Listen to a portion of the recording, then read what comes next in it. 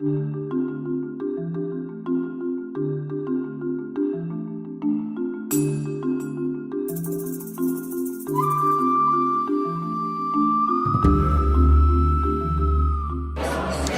regulation can be one of the big challenges. We need more governments to recognize what we're doing around financial inclusion, the importance of financial inclusion to the economy.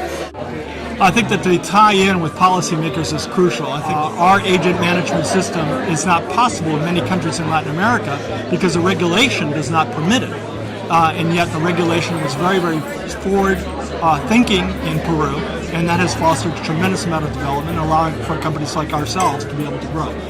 How do you allow the free market to play the role that it should within an appropriate regulatory framework that prevents the fallout? I mean, the US has been a very nice example of what can go wrong. Is how do we avoid those same problems in developing countries where the regulatory frameworks may not be that strong?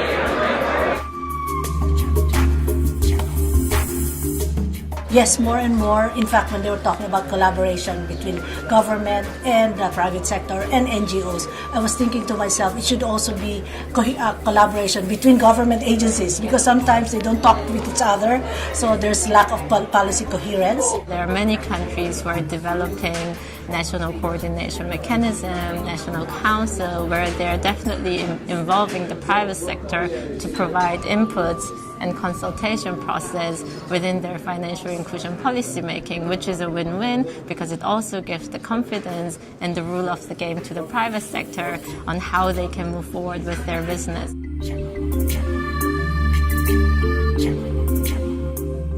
But in a global level, what we found is really beneficial for both parties is sharing. For example, private sector are the innovators. They know the cutting-edge technology solutions. They know the implications. They did a lot of study and research here.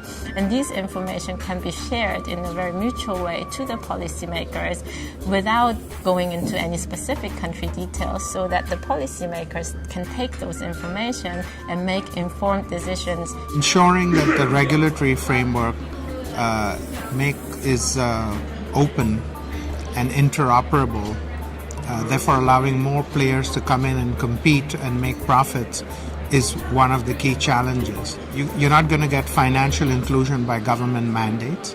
Governments can contribute themselves through how they process their own payments, and they can have open regulatory frameworks. But in the end, it's really engaging the private sector that's going to be the key to solving this challenge. Regulation is critical, it's the foundation, but don't let it be the barrier.